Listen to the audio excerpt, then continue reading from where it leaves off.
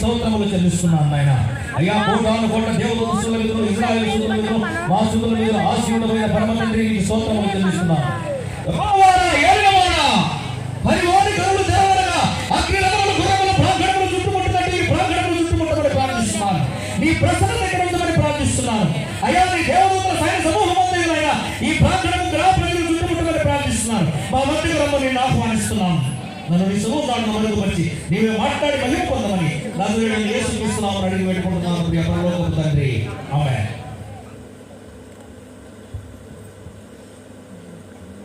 దేవుని మహాకృపను బట్టి 3 రోజులు జరుపుకోబోతున్నా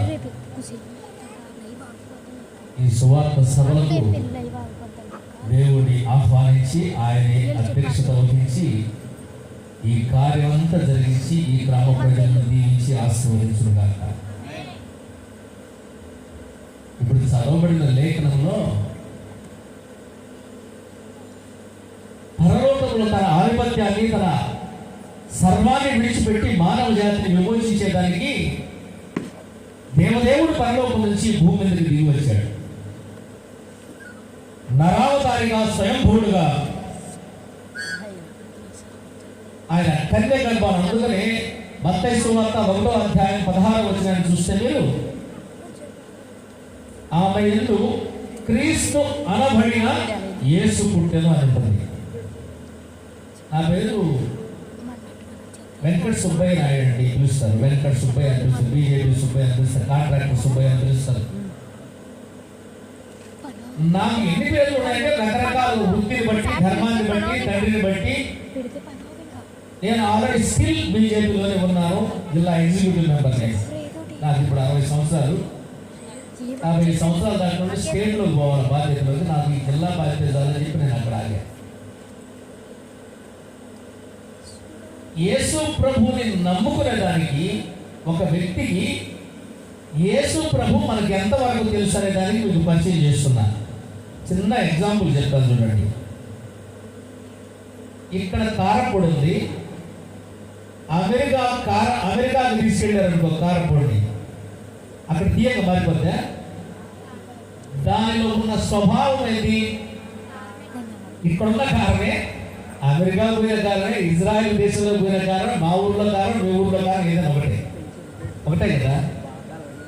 అలాగా వేదాలన్నీ సంస్కృతంలో రాయబడ్డాయి. దాని పరమార్థం తెలుగులో మనకు వచ్చిన తర్వాత మనకు తెలుసు. హీబ్రూ భాషలో నుంచి కన్వర్ట్ అయ్యి మనకి తెలుగులోకి అన్వయించిన తర్వాత దాని అర్థం తెలుస్తుంది. అప్పుడు దాకా తెలియదు. ఇక్కడ చెప్పబడిన సందర్భం ఏంటంటే ఆమె యందు క్రీస్తు అనబడిన యేసు పుట్టెను అని లేఖనం తెలియజేస్తుంది. ఇప్పుడు మనకు ఒక ఆలోచన రావాలా? క్రీస్తు అనబడేను అంటే ఎప్పుడు నుంచి అనబడుతున్నాడని ఆలోచన రావాలా?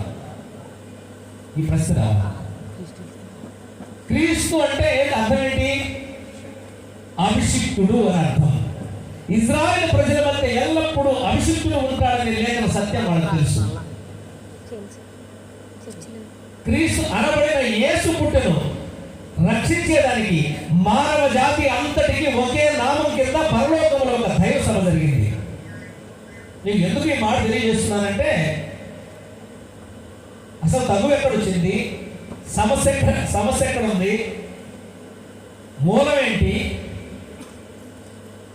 ఈ విశ్వాన్ని కలుగజేసిన దేవుడు మట్టితోనే మానవుడు ఎందుకు చేయాలా? ప్రశ్న. మీకు కొన్ని ప్రశ్నలు నేను చూస్తున్నా. నా జీవితం టర్న్ అయ్యేదానికి, మిమ్మల్ని చైతన్యం చేసేదానికి, అర్థం చేసుకునేదానికి ఆ హిందూ బంధువులు కూడా నేను ఒక మాట నేను ఇక్కడ తెలియజేస్తున్నా. క్రైస్తవుల కంటే క్రీస్తు గురించి మాకు తెలుసో అంతా తెలుసో నాకైతే తెలియదు, కానీ మీకు ఎంత ఆస్వాదిస్తే అంత బాగుంటుంది. అయితే ఇక్కడ గ్రహించాల్సిన విషయం ఏంటంటే సూర్యుడు లేడు, చంద్రుడు లేడు, గ్రహరాశులు లేవు, ఏమి లేదు. అసలు మానవుడినే తయారు చేయాలి. తయారు చేయకుండా ఉన్నప్పటి నుంచి బైబిల్లో రాస్తున్నారు. ఇక్కడ ఫస్ట్ మన సమస్య ఎక్కడ వచ్చిందో తెలుసుకుంటే పాపం అంటే ఏదో తెలుస్తుంది. కోటాను కోట్ల దేవదూతలు పరలోకంలో ఉన్నారు. ఋగ్వేదం 10వ మండలంలో చాలా క్లియర్గా ఉంటుందండి. ఋగ్వేదం అంటే నేను ఎందుకు ఈ మాటలో నాకు తెలియజేస్తున్నాను అంటే మీకు అర్థము, ఒకే మాట పలు గ్రంథాలలో ఒకే విధంగా ఏ ఒక్క పొల్లు పోకుండా ఒకే విధంగా ఉంది. దేవుని స్వభావము, దేవుని వ్యక్తిత్వము, దేవుని లక్షణాలు, పరలోకములో కోటాను కోట్ల దేవదూతల ఆయన ఆధిపత్యము, మానవుడిని ఎలా సృష్టించాడు, ఆయన నుంచి ఏమి సంక్రమించాయి, ఇవన్నీ ఋగ్వేదములో ఉన్నాయి, యజుర్వేదములో ఉన్నాయి, అధర్వణ వేదములో ఉన్నాయి. ఇవన్నీ కాకుండా పంచమ వేదమైన గీతలో కూడా ఉంది. అలాగే అష్టాదశ పురాణాల్లో కూడా ఉన్నాయి. ఇవి కాకుండా ఇస్లాం, యేసు ప్రభు తర్వాత 500 తర్వాత ఇస్లాం వచ్చింది, ఇస్లాంలో ఉంది. యేసు ప్రభు కన్నా ముందు 500 సంవత్సరాల క్రితం బౌద్ధంలో ఉంది. యేసు ప్రభు కన్నా తర్వాత ముందు 150 సంవత్సరాలు జొరాస్ట్రర్ అనే ఒక మతం ఉంది, ఆ మతంలో కూడా ఉంది. అంటే ప్రపంచ సర్వమానవాళిలో ఒక్క ఆయన గురించి పరలోకంలో ఏం జరుగుతుంది, ఈ భూమి మీద మానవ జాతిని ఎట్లా సృష్టించాడు దేవుడు అనేది తెలియజేస్తున్నాడు. నేను ఎందుకు చెప్తున్నానంటే, పాపం ఎందుకు వచ్చింది తెలియాలంటే పరలోకంలో దేవుడు ఏం చేశాడో తెలుస్తుంది. ఇప్పుడు అంటే మనం ఎలా సృష్టించబడ్డాం? నోటి వక్తులను సృష్టించబడ్డామా? కాదు. దేవదూతలు కోటాను కోట్ల దేవదూతలు, పరిశుద్ధ దూతలు ఆయన ఎవ్వరు సమీపించడానికి తేజస్సులో వసిస్తున్నాడు. ఆయన మహా తేజస్సులో ఉన్నాడు. అసలు ఆయన కళ్ళతో చూడలేరు. 2 రెక్కలు కాళ్ళకు కప్పుకుంటున్నారు, 2 రెక్కలు కాళ్ళకు కప్పుకుంటున్నారు, 2 రెక్కలతో ఎగురుతున్నారు. దేవుడు చూడలేకున్నారు. వాళ్ళు పరిశుద్ధుడు అని గాన ప్రతిగానాలు చేస్తున్నారు. వాళ్ళు మహాదూతలు దేవుడి సింహాసనం దగ్గర ఉండేవాళ్ళు.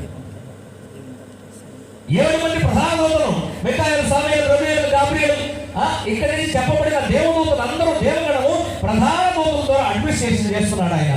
వాళ్ళు మంచి శక్తివంతులు.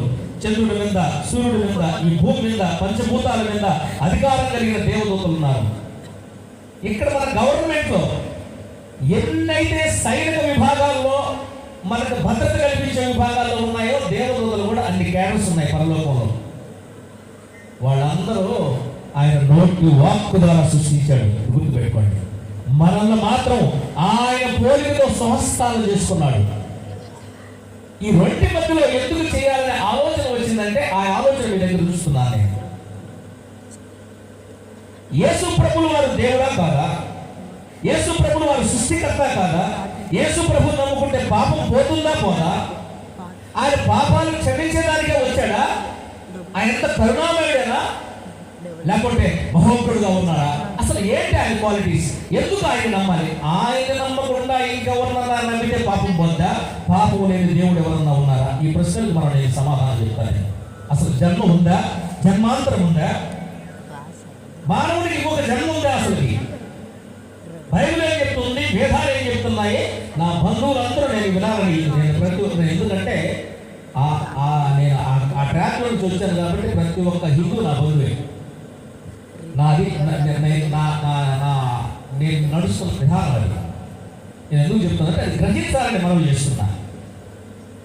అందుకని దేవుడు ఇక్కడున్న సూర్యుడు ఇంకొక దేశంలో పోతే సూర్యుడు మారిపోతున్నా, సూర్యుడు మారలా, చంద్రుడు మారలా, పంచభూతాలు మారలా. లేదంటే ఇక్కడ గాలి ఉందండి. ఇక్కడ గాలి ఉంటే మనం ఇక్కడ నుంచి రష్యా గాలి మన వాళ్ళు ఉద్యోగం తినడానికి పోతాం. డబ్బాతో గాలి పోతారా? డబ్బాతో కొట్టుకుపోతారా? మన దేశం గాలి, మన దేశంలో గాలే మనం పీల్చాలని పోతున్నామా? కొన్ని కోట్ల మంది ఉద్యోగాలు చేస్తున్నారు. ఆ దేశంలో ఉన్న గాలే ఈ దేశంలో ఉన్న ఒకటే గాలి. ఈ పంచభూతాలకి భేదం లేదు, సృష్టికర్త అయిన దేవుడికి భేదం లేదు. ఒకటి దైవ కులం, మానవ కులం, 2 కులాలు. 3వది దేవగణం, దేవదూతలు. దేవదూతలు ఎవరి కోసం అంటే మానవుడికి సేవ చేసేదాని కోసం, దేవుడి పని, ఆయన చెప్పిన పని చేసేదాని కోసం. ఆయన నోటి వాక్కు ద్వారా దేవదూతలు సృష్టించాడు. మళ్ళా మాత్రం స్వహస్తాలతో చేస్తున్నాడు. ఇక్కడ ఏం జరిగిందంటే, మీరు పరలోకంలో ఒక దైవ సభ జరిగింది. 89వ కీర్తన 6-7 వచనాల సారాంశం. 6-7 వచనాలు. మెంటన యెహోవాకు సాటి అయిన వారెవరు? దైవపుత్రులలో యెహోవా వంటి వాడెవడు? ఆయన సభలో మిక్కిలి భీకరుడు, మిక్కిలి భయంకరుడు అని లేఖనం రాస్తుంది. ఎవరైనా? యేసు ప్రభువు వారి ఏం పేరు? మీరు తెలుసుకోవాల్సిన అంశం ఏంటంటే, యేసు ప్రభువు వారి పేరు యెహోవా నామము కలిగిన దూతగా ఉన్నాడు. దూత అని చెప్పబడుతుంది. అక్కడ కోటాను కోట్ల దేవగణం దైవ సభ జరుగుతుంది. ఆ సభలో యెహోవా నామము కలిగిన దూతగా ఆయన మిక్కిలి భయంకరుడుగా ఉన్నాడు. ఆయన చూసి అందరూ భయపడిపోతున్నారు. ఈ మొత్తం ఈ 7 మంది ఇక్కడ దేవదూతలు కానీ మొత్తం ఈ సాతాను అనబడుతున్నానే